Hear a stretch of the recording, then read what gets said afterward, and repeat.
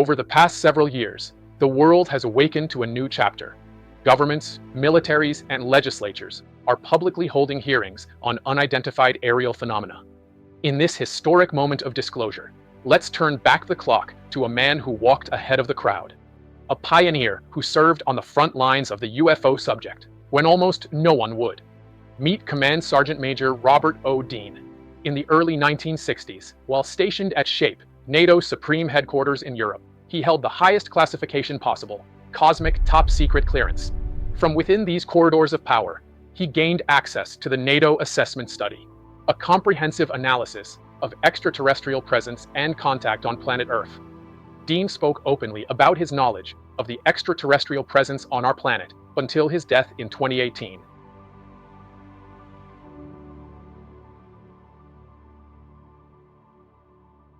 Reputation for being rather long-winded on this subject, and I admit to that, because as Ray said, I have concluded a long time ago, frankly, that this is indeed, without the shadow of a doubt, the most important issue of our time, and I will hopefully try to explain that to you before the afternoon is over as to why I feel that way. I'd like to follow that with a quote from a very famous British astronomer and scientist a number of years ago, by the name of Haldane, who said repeatedly that the universe is not only stranger than we know, it is stranger than we can know. And I want you to think of that also, because that is exactly in line with some of the things I'm going to be sharing with you this afternoon. I believe it's also important to say something very clear here, particularly to those of you in the audience who are retired military. I would imagine a great many of you have served in the military in one time or another in your lives, and maybe a few of you are retired. And it's important that I explain this to you so you don't misunderstand where I'm coming from. In the process of my presentation this afternoon, I am indeed going to violate my national security oath several times. And I want you to understand, you old soldiers and sailors and everyone out there, that I am not doing this lightly, but I am doing it intentionally. And I am happy and pleased to violate my oath on this particular issue, because it is indeed the most important issue of our time. There are secrets that I still hold and secrets that I will carry to my grave. Sometimes there are secrets that need to be kept secret. But this particular issue is so important to you, as citizens of this country, and as citizens of the human race, members of the human race, and citizens of this planet, that there's nothing more important than that, and I purposely and intentionally violate my oath with a good feeling, because I believe that not only do you people have a need to know, you have a right to know, because you're the ones that are paying the bills. And I'm a believer in the constitutional system. I see the constitutional system being stomped upon. I see that document, which is so precious to us, being ignored, and the time has come for we, the people of this country, to reclaim our rights, reclaim our constitution, and damn well force the government that we are supporting and paying the bills for to own up, fess up, and finally, after over 40 years, tell us the damn truth about this issue. I think I'm preaching to the choir here, and it's a good feeling. Thank you. It's also important that you understand who I am and where I came from and how I came to be here. I spent most of my adult life as a professional soldier. I spent 27 years on active duty in the United States Army, and for most of those years I was in the infantry. I was in special operations, special assignments. Ladies and gentlemen, it's a fact that I have been places I should not have been, and I have done things I should not have done. But I served my country loyally, and I still believe in my country, and I love my country, and I love the Constitution. And that's frankly the primary reason I'm here. I've had assignments in Cambodia, North Vietnam, Laos, and a number of other places I won't go into. But in 1963, I was fortunate enough to be assigned to one of the most major headquarters in the world at that time, a place called SHAPE, the Supreme Headquarters Allied Powers in Europe, which was located just a few miles outside of Paris, France, in a little town called Roquencourt. At that time, I was fortunate enough to have above top secret clearance with the Army, and when I got to SHAPE, I was given a cosmic top secret clearance, which is the highest that NATO has, was and still is, a cosmic top secret clearance. And as a result of having that clearance, I was assigned to the Operations Division at SHAPE headquarters, a place we call SHOC, the Supreme Headquarters Operations Center. And I was pleased and honored to be able to work for an American four-star general by the name of Lyman Lemnitzer, who at that time was known as SACEUR, and that means the Supreme Allied Commander in Europe. Well, in 1963, when I arrived and began working my shifts in the Operations Center, I became aware of a study that was underway that had begun in 1961. Now, this study was brought about out of sheer necessity, because in the late 50s and early 60s, a number of events had been taking place in Central Europe that literally, in a number of cases, almost triggered World War III. Many of you will remember that in those years, during the Cold War years, we and the Soviets and the Warsaw Pact were facing each other down across the Iron Curtain there. Both sides were armed to the teeth. Not only did we have enormous amounts of conventional weaponry and capability, but both sides had atomic capability. And literally, our fingers on both sides, the Warsaw Pact and NATO, were just poised above the buttons. It was a tense time. It was a frightening time. And it's a tension and time that will live with me until the day I die. Thank God we did avoid the war. We came very close a couple of times. Interestingly enough, in the late 50s and early 60s, events began to occur where large numbers of large, circular, metallic, disc-shaped objects flying in formation would come out of the Soviet zone, out of the east, over the Warsaw Pact area, flying over Central Europe, Germany, France, the English Channel, and usually turning north over the English Channel and the southern coast of England. And these objects would disappear off of NATO radar over the Norwegian Sea. This had happened half a dozen times, actually more. The objects were at an extremely high altitude. They were very large, and they were flying very fast. And it was very, very clear that they were under some kind of intelligent control. Now, for a long time, the Soviets thought these objects belonged to us, and for a while, we thought they might have belonged to the Soviets. Later, we were both to find out that none of us owned these objects. We couldn't match their speed, we couldn't match their altitude, we couldn't match their behavior, the capability they had to stop on a dime and do high-speed, right-angle turns. And these things were almost playful in some cases, where they would play games with our interceptors that we would send up. And they teased some of our pilots to the point that these kids were getting very, very frustrated, almost ready to arm their guns and take a shot at them. Thank God they didn't. Now, the Supreme Deputy Allied Commander of Europe at that time was a British Air Marshal by the name of Sir Thomas Pike. A brilliant gentleman, one of the finest people I've ever met. and Sir Thomas was General Lemnitzer's deputy commander. And Sir Thomas Pike was frankly getting frustrated and angry as hell about this issue because he had repeatedly tried to get information from London and Washington on this UFO matter. And every time he tried, he got a cold response. London and Washington would send straight nothing on the UFO issue. We were to find out later that it was a result of there being an enormous French spy ring in place in Paris at that time, which many of you can read about if you're interested in reading Leon Uris's very excellent book titled Topaz. The book is based upon truth. It's kind of mildly fictionalized, but it's a true story based on true events of the Columbine spy ring that existed in Paris at that time. And Topaz was made into an excellent film, by the way, so maybe it's still available on the stands if you wanted to borrow it or rent it. But it's all true. And because of the Columbine Topaz spy ring in Paris, London and Washington would send Sir Thomas nothing on the UFO issue. So it was damn frustrating. Here we are facing the Soviets down over the Warsaw Pact, over the Iron Curtain there, looking at each other, hands on the triggers. And Sir Thomas finally said, I've had enough. We're going to do our own in-house study. We're going to establish a military research plan here inside of SHAPE and try to determine what the hell's going on here. Who are they? Why are they here? Where are they from? And what do they want? This is after we long determined that the Soviets were not involved and that we knew we weren't involved. And we were really frankly curious. Who the hell was involved? Now remember back, this was in the 60s. We've learned a lot since then. But back then we didn't know too much. Our own American government knew quite a bit, but it wasn't sharing with anybody back then. So when Sir Thomas established the study, it was based finally on an incident that occurred on the 2nd of February 1961, where roughly 50 of these objects flew over in formation at a high rate of speed, obviously under intelligent control. Did the same damn thing. The Soviets went on red alert. They closed all of the borders in Berlin. We went on red alert. Everybody responded, and it was one of those moments. I'm tempted so often to use old military terms, and I refuse to do that because there were ladies in the room. But there were tense and very tight times, particularly at 3 o'clock in the morning in the SHAPE war room, when the teletypes were going off, the phones were all ringing, all hell was breaking loose all over Central Europe, and we thought the war had begun. Well, in 1961, Sir Thomas established this study. They named it an assessment. They gave it a subtitle of an evaluation of a possible military threat to Allied forces in Europe. It later became known as the assessment, and they finally finished the study and published it in 1964 while I was there. And it was a mind-boggling and earth-shaking experience for me to see this and to read it, to be involved with it, and considering the implications in this conclusion, or these conclusions, for the human race and the planet Earth. I'm not exaggerating to tell you that from that moment on, my life was never ever quite the same. And I think as I give you some of the findings, you'll understand. I was a young, crew-cut, hotshot master sergeant in a choice assignment, and those years I thought I knew everything. And you all remember when you're that young, you think you do know everything. And when I got a hold of this thing, I got a chance to read it, I couldn't put it down. I literally could not walk away from it, because every time I was on duty in shock, I would take it out of the vault and read it and study it, and damn near memorize it. And only by the grace of God did I avoid going to jail, because once or twice I was even tempted to make some copies and take them with me. And I'm glad I didn't do that, because if I had, I would now be serving time in Fort Leavenworth at the Army Disciplinary Barracks. But I did read it, I did memorize portions of it, and I did make some notes. And I want to share with you this afternoon some of the conclusions of this SHAPE study, which took 3 years, an enormous amount of money. It involved some of the finest minds in Europe. They had gone to scholars, Oxford, Cambridge, the Sorbonne. They'd gone to the finest universities in Denmark, Italy, Germany. They'd gone to Tübingen University, which has an ancient reputation for excellence in theological studies. And this document, which was finally published in 15 copies only, at a cosmic top-secret clearance level, had the final conclusions here. Let me share with you. The document was roughly an inch and a half thick, about 265 pages. The document was supported by approximately 8 inches of what we call annexes or appendices. There were 10 of those annexes or appendices supporting this document. There was one on radar and electromagnetic effects. There was an annex on optical and light analysis. There was an annex on photographic and holographic analysis. There was one on historical research and evidence. An annex on metallurgical and technical analysis. There was an annex on atmospheric physics and meteorological studies. There was one on biological analysis and autopsies. A very important one on sociological studies and implications. An annex on psychological studies and mass effect and impact. And the last, not least, and in my own personal view, probably the single most important appendices or annex to the study of all, were the theological implications and the worldwide implications of the study. And I believe that to be probably the most important one, beyond the hardware, beyond the hard science, and I'll explain to you why. And I'll explain to you why I see the implications for that part of it as one reason why they have kept the lid on this secret for so long and are still sitting on top of it. Essentially, basically, is that some people have concluded that you, the American people, we the citizens of this small planet, are simply not strong enough, or bright enough, or courageous enough to deal with the facts. Someone has decided that we really shouldn't be told. I quote to you this statement that was made a few years ago by one of the top people at the Central Intelligence Agency, which was quoted in the Washington Post, where he said, if we're lying to you, it's for your own good. Now I ask you, how many of you are willing to take that? How many of you guys are willing to sit there and take crap like that? I'm not. I'm paying their bills. We're paying their salaries. And the time has come for us to stand up and say, how do we know we don't know? It's over. We're going to find out one way or the other. Now what did this 3-year study and all of the money and all of this investigation and all of this research really lead to? When they published it in 1964, I said there was only 15 copies. Copy number 1 went to the Secretary General of NATO. Copy number 2 went to General Lyman Lemnitzer, who was the Supreme Allied Commander. Copy number 3 was assigned to the Shock Operations Center, and that's the one I got a chance to read over and over and over again. The other copies were distributed throughout the military headquarters to major military commanders from the various nations. There were copies in French and German and in English. But what was this document that stirred so much up there in SHAPE in 1964? Let me tell you basically what the major conclusions were. Number 1, and this is a real grabber. The planet Earth, and apparently the entire human race, is and has been the subject of an extensive, intensive, and massive survey and examination by several, extraterrestrial high-technology civilizations. And the survey has been extremely thorough and detailed. That almost blows you out of your chair right there. Number 2, these civilizations have demonstrated not only high intelligence, but an extremely advanced technology that may possibly be hundreds, if not thousands of years beyond our own. Evidence collected and studied by this report indicates that there is apparently some kind of a process or plan unfolding. They, whoever they are, continually demonstrate that the development of some kind of program is underway. And over the last 40 years, you can see this developing. You can see this process taking place. It's very clear for those of us who spent most of our lives looking at it. Evidence in this report leads to the conclusion that this survey or program has been going on for a very long time, possibly several thousand years. My personal view is it's been going on a lot longer than that, and I'll explain to you why I feel that. Military intelligence analysis have concluded there did not appear to be a major military threat involved. The conclusions seem to indicate that if they were either malevolent or hostile, that there was absolutely nothing that we could do at that time. And I have to tell you very honestly, there's absolutely nothing we can do at this time.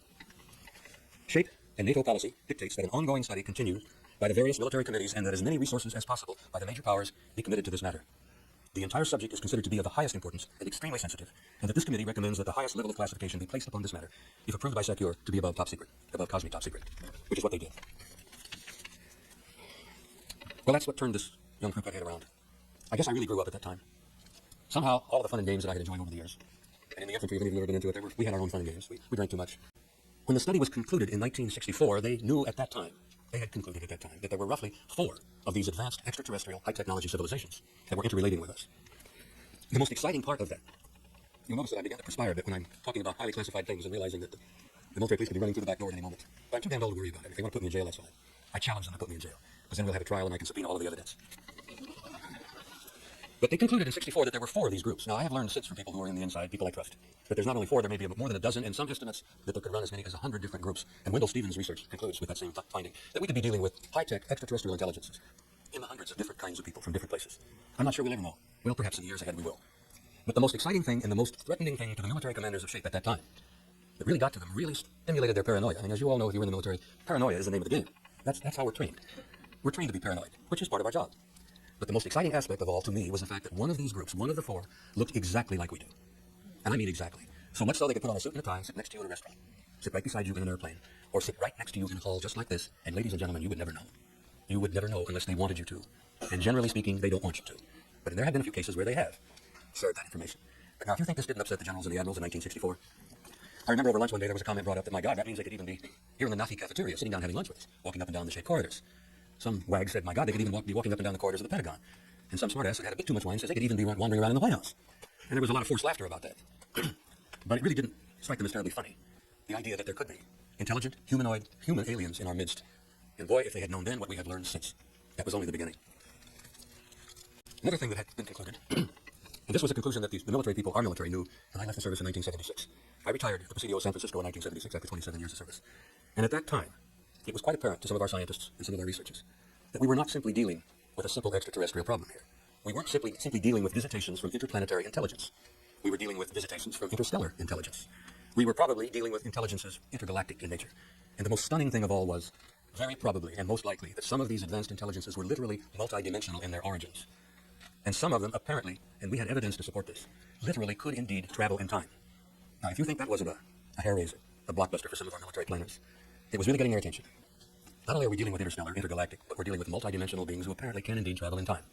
A little later on this afternoon, you're going to be honored by a presentation of one of the top people in his field who I greatly admire, who's going to explain to you that some of this is not off-the-wall, far-off kind of science. This is real.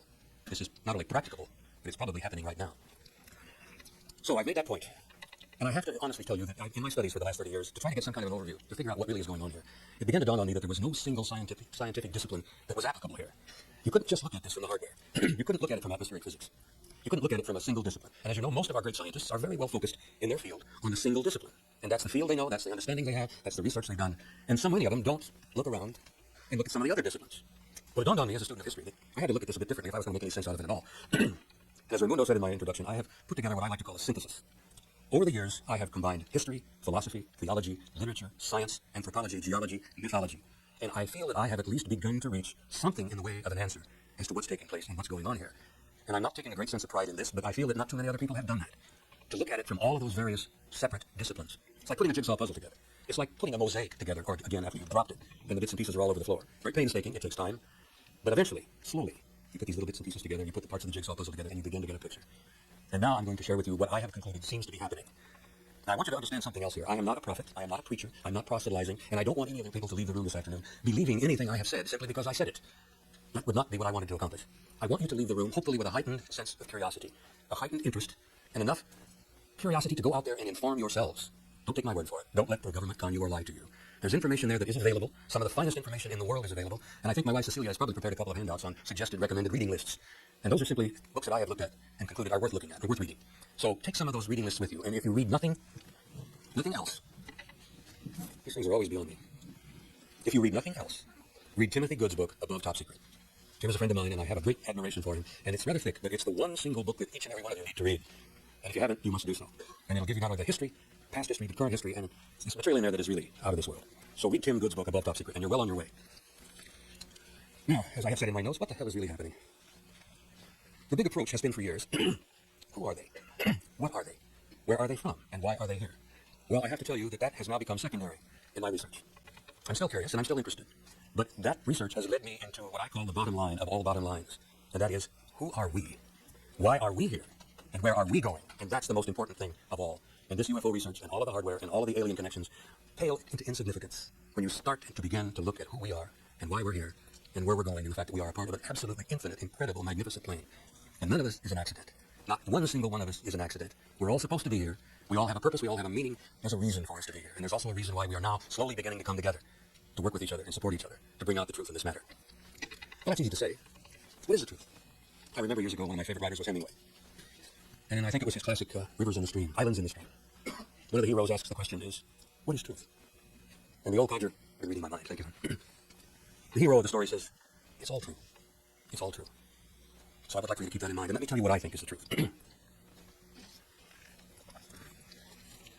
To sum up rather briefly, if I can, I've never summed up very much in my life briefly, but I'll try.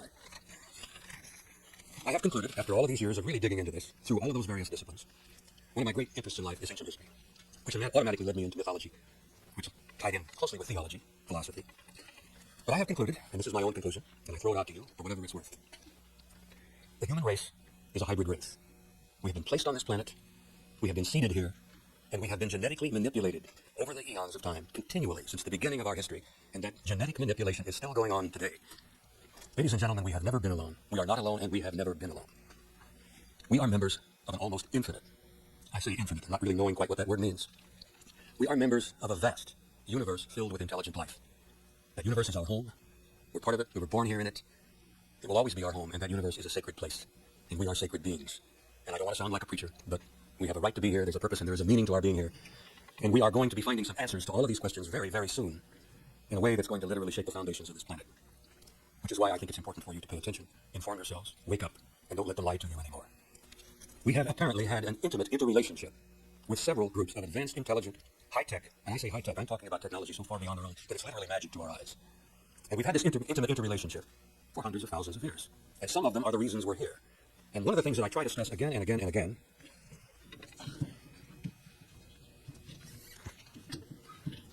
happens every time. Thank you. I think that'll do it. That'll do it. Where was I? This intimate interrelationship has been more intimate than most of you would even imagine. Now, there are a lot of you in the audience who I think are probably concerned and interested and a little frightened, perhaps, of what has been known over the last few years as the abduction scenario. There are a lot of people who've been traumatized, a lot of people who've been scared half to death. There may be people in this room who have been involved in the abduction scenario. And you may be carrying some scars with you today, both inward and outward, because of things that may have happened to you. All I can tell you is that in my own studies and research and conclusions is that that's simply part of the entire program, and it should not be something that we should be terrorized by. It should not be something that we're hysterically scared half to death over. That if we can approach it with the proper view and the proper understanding of what's taking place, it'll help us deal with this. Because not only has it been happening, it's been going on for a very long time, and it's going to continue to happen. This intimate interrelationship, this continual evolving process, this continual growth of the human being, the human species, is continuous, has not stopped, and it will not stop. I must tell you that in my own view, we are changing, you and I, all of us here, in ways you don't even understand. Not only is your imagination and your mind and your spirit and your thoughts undergoing incredibly complicated expansions and developments, but your physical body is changing even as you sit in this room. They're changing at a molecular level. It's happening now. And the reason I have to stress this is because what we are becoming is going to be a different species. And I'm trying to explain this to you because it's going to be a worldwide shock to most of the human race that in a few short years, this planet, we, the human race, what we would call Cro-Magnon, are going to be so different from what we are today. We're going to be so far beyond Cro-Magnon that we as Cro-Magnons were beyond poor old Neanderthal. And we look back over what we know of him and we look at those beetle brows and his big massive shoulders and we kind of think of him perhaps as more of an animal than a human, which I don't think is really fair. He was a lot brighter than he ever gave him credit for because he did some absolutely beautiful cave paintings on the walls in Spain and southern France. And an animal is not capable of painting pictures like that. We also learned that he had a great spirit and soul because when he lost someone he loved, we learned that Neanderthal would bury his wife and a baby and put a tiny bouquet of flowers in the grave with them. So there is a connection between us and them. And they weren't as far beyond us as you would imagine. But what I want you to understand more than anything else is that you are changing into a new race, a new species that will be so far beyond what we are here now than we are beyond Neanderthal. And that's going to have to happen. It's part of the program, it's part of the plan, it's part of the growth. And what it's going to be doing is preparing us to stand up, grow up, start behaving as adults, as a race, and hopefully go out there and take our place with this infinite civilization, these vast, vast civilizations of life out there. A door is being opened for us. You can see it every day if you pay attention. You can see it in our flights to the moon. You can see it in our discoveries in science. You can see it in our new genetic discoveries. Every day, we're learning more and more, and we're changing right in front of our own eyes. And a door has been opened and is being opened for us, and we have to go through that door as one people, from one planet, with one future. But ladies and gentlemen, we may not go at all. The time has come, and we are being challenged beyond any challenge we've ever faced before. And I, for one, want us to go through that door, because I know what lies beyond that door. And if you think that you have wild dreams, you haven't thought of anything yet compared to what the future will be for the human race. I'm a pessimist in some areas, but I'm an optimist about the future of the human race. There's so much to talk about, and I don't really know how to wrap it up and bring it all together. Before we take our step through that door, there are some terrible things that are going to take place on this planet, I'm afraid. There are going to be some rather major cataclysmic changes on the planet. Most of these things are probably cyclic. They're natural. They do happen in cycles over the eons of time. The tectonic plates shift, the volcanoes erupt, the earthquakes take place. The Earth is a constant change of growth and change and development itself, because the Earth itself is alive. So there are going to be some things happening in the next few short years, and they've already begun. All you have to do is read the papers. Pay attention. Some of them are pretty terrible. And ladies and gentlemen, you ain't seen nothing yet. When the ring of fire erupts and the volcanoes all begin to go, and the earthquakes really begin to happen, and this little burp in California just a few weeks ago was just a burp. Mount St. Helens was a burp. Now when Mother Earth hiccups and coughs, then we will really pay attention. And it's going to be pretty difficult. It's going to be horrendous, frankly. But I ask you not to be frightened. Don't lose your sense of strength and courage. Because it's all going to come out all right. Because the human being, you, I, we are not what we see sitting here in this room. And if I've learned anything over the last 30 years, it is that we are immortal beings who happen to have temporary bodies. We are not bodies with souls, we are souls with bodies. And this little piece of whatever, when it's over, we've used it up, we've worn it out, and I've been well on my way to wearing this one out. We lay it down, we cast it aside, and we go on. And life goes on forever. So whatever happens in the years ahead, the difficulties you're going to encounter, bear that in mind, that you are an immortal being, and that every great religious teacher from the beginning of our recorded history has told us the same basic story. And every great religious teacher, and I say all of them, not only Jesus of Nazareth, not only Zoroaster, not only Krishna, Buddha, Mohammed, all of them have had the same basic source. And they have come to us from this infinite civilization of life out there, slowly, gently trying, in the best way they could, to teach us to grow up. Well, the time has come. We have to grow up. We have no other choice. Some of the stuff that's going on in Yugoslavia today, the stuff that's going on in Lebanon, my God, I could go on for 15 minutes and talk about the heartbreak, the bloodshed, and the savagery, where human beings are still butchering each other out there in 1994, for God's sake.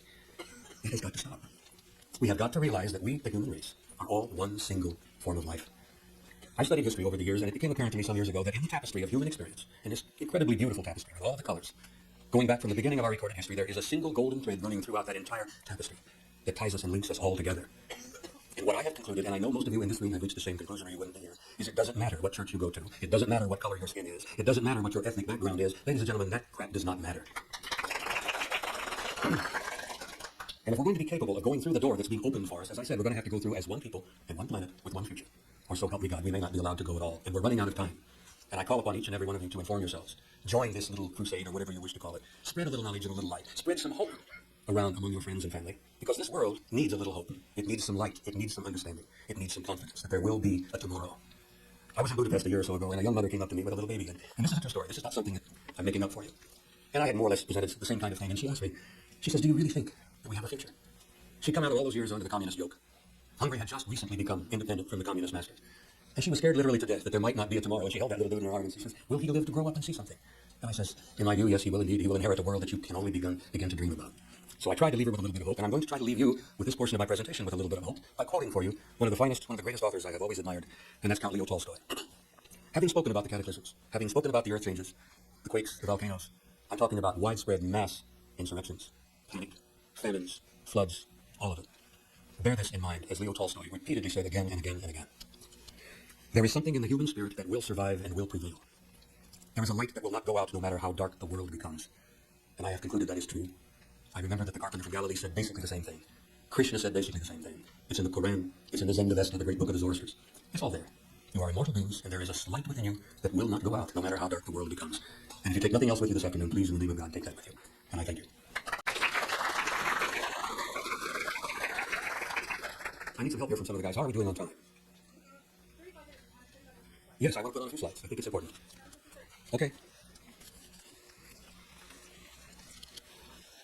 Ken, were we able to work out something on the lights? You think it'll be all right? Oh, okay. Good, I thank you. Yes? I just want to to let you know that the obvious, that we are running a little bit late. So the question and answer period is pushed into the 5 o'clock hour. And if you wish to stay, we don't have to be out of this hall until 6. So if you have questions and would like to stay for the Q&A period, in order to give Mr. Froning the appropriate amount of time for his presentation, we really need to go until 5 o'clock or 5:15. So I invite you to stay. Give me your feedback. I'm willing to take a show of hands. Yes? All right. Okay. So be it. Thank you. First of all, I'm not letting you out the door till David Froning has spoken. You're not leaving until you hear this gentleman because he's very, very special. I neglected to tell you about how in the world did I get involved in this latest concept through the UFO matter, and I want you to understand that in my view, the UFO matter is simply a triggering mechanism. It's a means of getting our attention. It's like the crop circles. And intelligence, far beyond anything we imagine, is saying, wake up, guys. It's morning. It's time to stop sleeping, look around you, find out who you are, and what the hell is going on. That is basically what's happening with UFOs. They're interesting. They're hardware. Some of them may not be hardware. When we're dealing with civilizations that literally travel in time, when we're dealing with technologies that can literally manipulate matter and time, think about it for a moment and realize what the future of this planet and your race is going to be. Be hopeful that your grandkids and great-grandkids will inherit something so far beyond and so beautiful that we can only barely begin to imagine it. And that every great promise from every great religious teacher in history has told us essentially the same thing. I was talking to a fundamentalist friend the other day, and we were talking about the second coming. And a lot of my religious friends have this concept, and I relate to that. And I said, yes, it is indeed going to take place. But it's not going to be anything like you imagine. It's going to be far greater and more beautiful and more incredible than you can imagine. But yes, he will be back.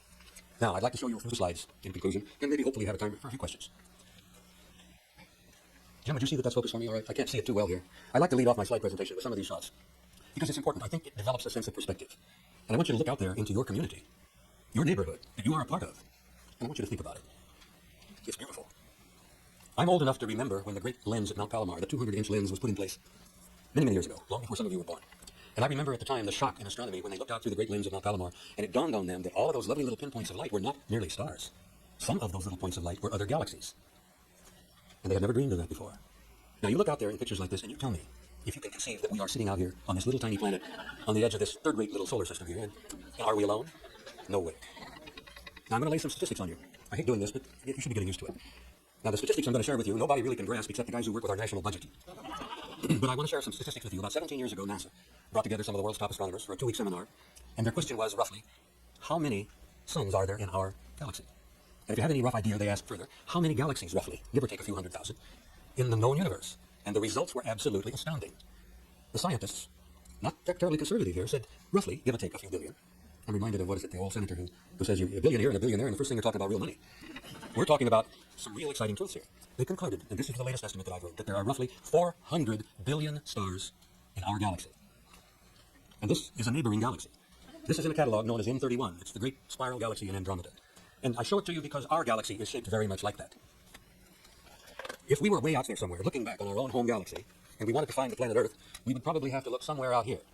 Because that's where our solar system and our little sun is in relationship to the rest of this vast galaxy we're a part of.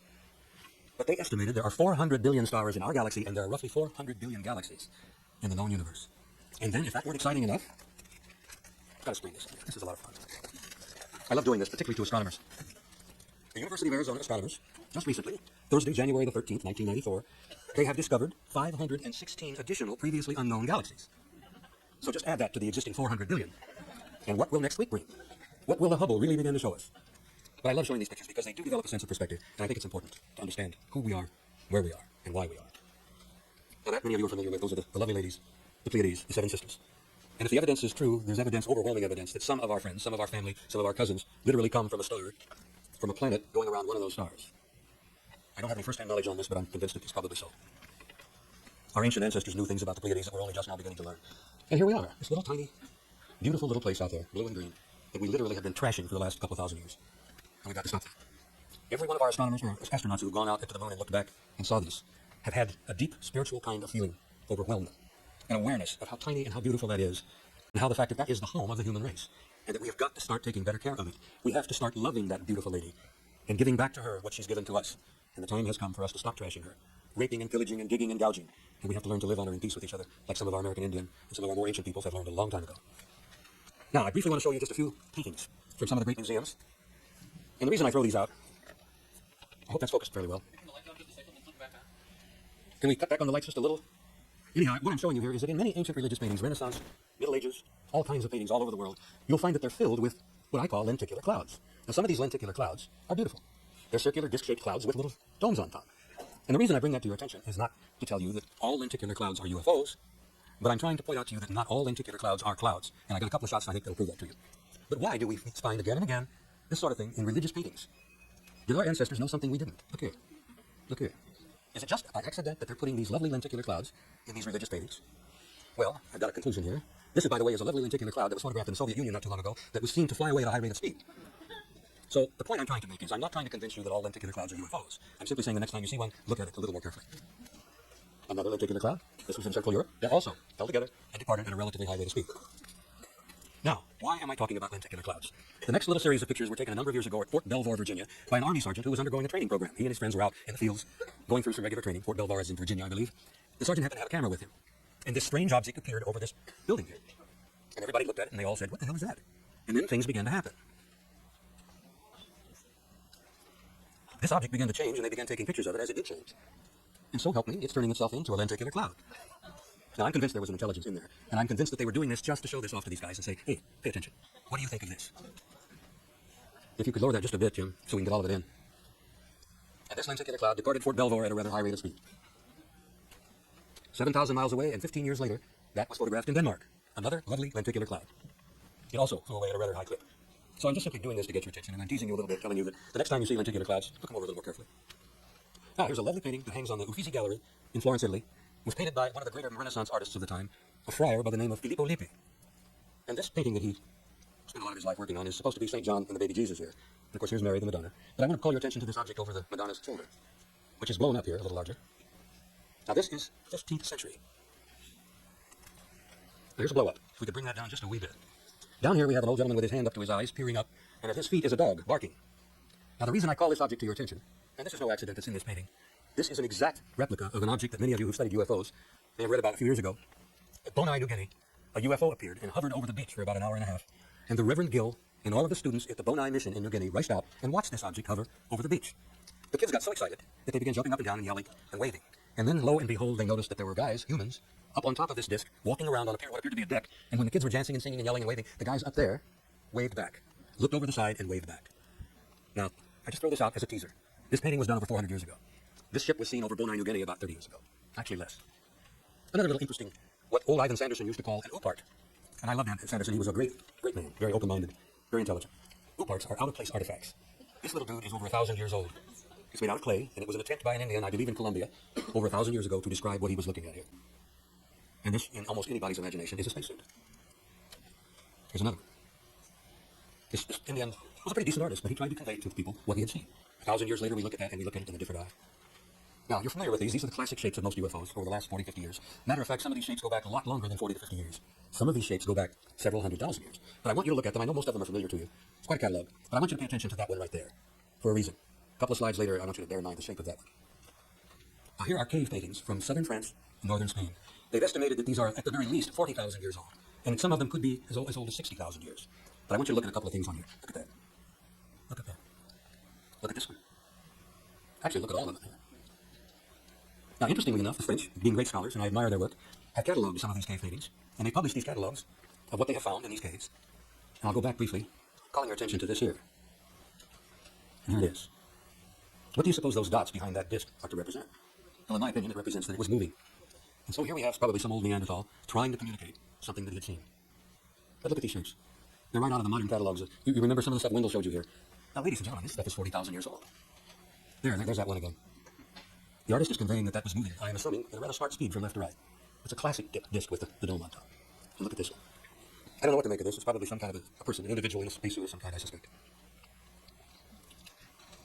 But they cataloged them all, and it's pretty impressive. If you look along the bottom row here under Catalog C, you'll see that these all apparently represent landed discs, UFOs on the ground, on their legs, which have been seen and photographed continually over the years.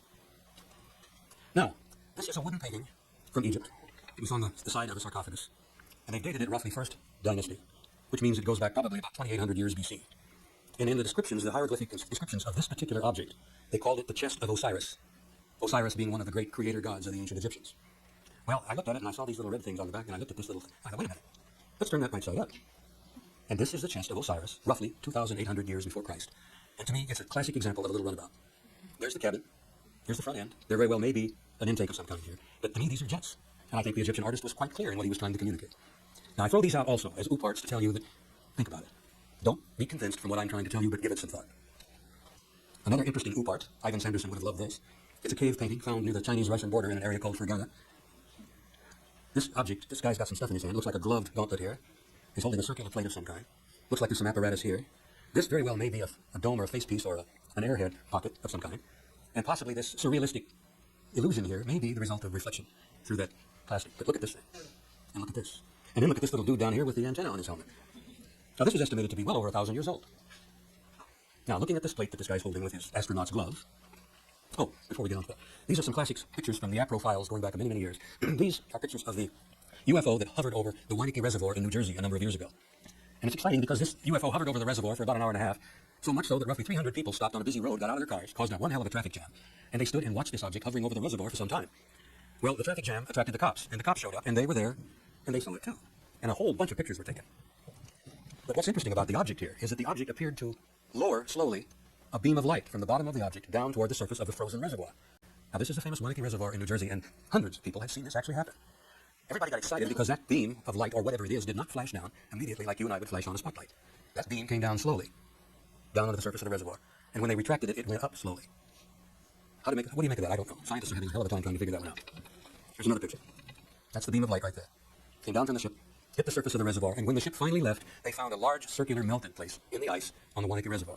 But that light, for some way and some reason, melted a great circular hole in the water, in the ice. Now, there are a lot of other pictures here, and I don't know, I think we're running a little out of time, and I certainly want to give you time for a question or two, and I certainly want to get you ready for David Froning, who is well worth waiting for and listening for. And most of the other shots I have are simply photos, and you've seen some of the finest Wendell had. So by just showing you some more of the ones I have wouldn't really accomplish very much. So if you turn off the projector and get on the lights, I would like to do some wrapping up here. Have some lights? Oh, there. Oh, okay. Yeah, take it off. Take the tray off, too. Well, I touched on a lot of stuff in a very short time. I want to thank you all for coming, and I want to tell you what a joy it is for me to be here and share with people like yourselves, who have open minds, who are willing to learn. There's so damn much I could share. I must leave a couple of quotes with you here. Archie Ray, the professor of astronomy at the University of Glasgow some years back, said, and I want you to remember this, a true scientist goes where the evidence leads him, even if it's a place he doesn't particularly want to go. A true scientist. Now, I want you to bear in mind that Archie Ray is a true scientist. I will tell you a little story in closing that is true. A number of years ago, Alan Hynek was attending a conference in, I believe, in Canada, British Columbia, I believe in Victoria. There were roughly 200 astronomers present at this particular conference. During the time they were all in there having cocktails and chatting, someone ran into the midst of the room, and Alan Hynek was there. And someone says, "My God, you've all got to come out and look. There's something up there. Something looks like a UFO, and it's not far above the hotel here, and it's hovering there." Alan Hynek was amazed. Not one scientist, not one astronomer took the trouble to go out and look. All they did was look at each other, snicker, and giggle. And ladies and gentlemen, that's part of our problem here today. In closing, I want to tell you that you're on the edge of a major shift in worldview, what they call a paradigm shift. The next few short years are going to bring about some changes in your life, in your world, that are going to turn it upside down, and nothing ever will ever be the same. But I want you to be prepared for it. Because out of the wreckage and the ruins of this old world, we're going to build something much better and more beautiful than what we've had. And I want to thank you all, and God bless all of you, and thank you for coming. Have I got a minute or two for a couple of questions? Yes, sir. Now, what kind of suggestions do you have for individuals to prepare for and survive these world changes? That's a difficult question, and I'll be frank with you, I don't have any real glib answer for you.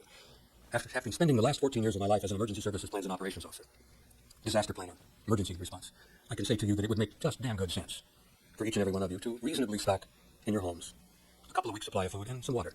And I would say that to you whether it's a flood, an earthquake, whatever. Hurricanes, it doesn't matter. Simply be able to get by on your own for a couple of weeks or longer if you can. The other thing is, you're going to find out that when some of this begins to happen, that don't depend on electricity. You won't got it. It won't be there. So I could suggest candles, kerosene lamps. It's the sort of thing that your grandparents and great-grandparents used to do when they were living on the prairies, when they were moving across the country, when it was Indian country.